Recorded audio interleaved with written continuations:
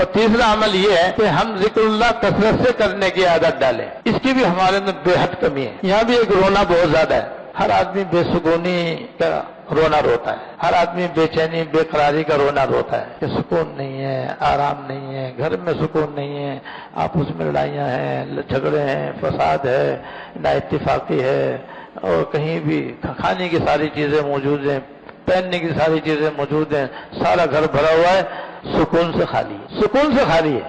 100 میں سے 99 آدمیوں سے آپ ملیں گے تو ایک دوسرے سے بڑھ کر اپنی پریشانیاں سنائیں گے کہ سن کر آپ بھی پریشان ہو جائیں گے۔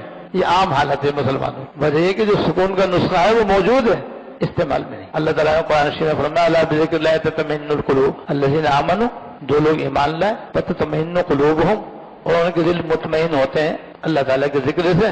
الا بذکر اللہ تطمئن القلوب، سن لو اللہ کے ذکر سے دلوں کو سکون ملتا ہے۔ تو اللہ کا ذکر اللہ تعالیٰ نے عطا فرمایا ہے، اور بغیر کسی شرط کے عطا کرنے کے لیے عطا فرمایا ہے، بس وہ ہمارے معمول میں نہیں ہے، اس لیے ہم بے سکونی بے قراری کا شکار ہیں، اور طالب سکون ہے۔ ہر آدمی چاہتا ہے کہ مجھے سکون ملے، راحت ملے، عافیت ملے، عزت ملے۔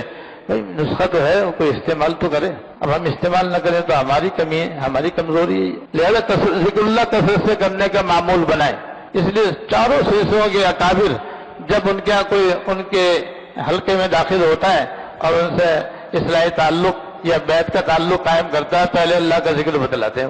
توبہ کرانے کے بعد پہلا کام ان کا ہوتا ہے کہ ذکر اللہ کی تلقین کرتے ہیں کہ تم ذکر اللہ اتنی تعداد میں اتنی مقدار میں کیا کرو۔ اور کچھ اذکار ایسے ہیں جو کہ مسنون کہلاتے ہیں، جس میں کسی سے بیعت ہونا، اصلاحی تعلق قائم کرنا بھی ضروری نہیں، وہ ہر مسلمان کو براہ راست حضور کی تعلیم کے مطابق اپنانے چاہیے۔ اور وہ یہ کہ 5 تسبیحات صبح، 5 تسبیحات شام پڑھنے کا ہمیشہ کا معمول بنائیں۔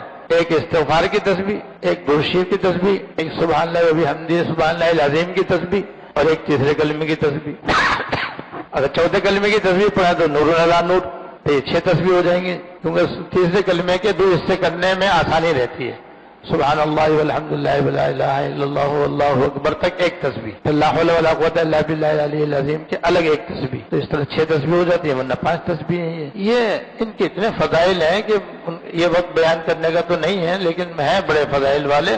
سب سے بڑا فائدہ قلبی اطمینان ہے، قلبی سکون ہے، جو ذکر کرنے والے کو اللہ تعالیٰ عطا فرماتے ہیں۔ تو یہ تسبیحات صبح شام پڑھیں، ناغہ نہیں کریں۔ ہمارا حال یہ کہ آج سنا اور 1 دن کیا 2 دن کیا پھر سنو گے، ایسے تھوڑی فائدہ ہوتا ہے۔ وٹامن کھانے ہیں تو پابندی سے کھانے ہیں، تب تو فائدہ ہوا۔ 1 دن کھا کے 10 دن ناغہ کر لیا تو وٹامن کیا کرے گا؟ ایسی یہ روحانی انرجی ہے یہ، اور یہ سکون کی پڑیا ہے، اس کے پابندی کرنے سے قلب کے اندر سکون آتا ہے، اللہ تعالیٰ کی محبت آتی ہے، دین پر چلنے کا جذبہ پیدا ہوتا ہے، اچھے اچھے اخلاق پیدا ہوتے ہیں، بد اخلاقیاں دور ہوتی ہیں۔ اتنے فوائد ہیں اس کے، اور ان سب کے نتیجے میں سکون انسان کے دل میں آ جاتا ہے۔ وہ شعر کا مزداق بنتا ہے، سینکڑوں غم ہے زمانہ ساز کو ایک طرح غم ہے تیرے ناساز کو، سینکڑوں غم ہے زمانہ ساز کو ایک طرح غم ہے تیرے ناساز کو، سینکڑوں غم ختم ہو جاتے ہیں۔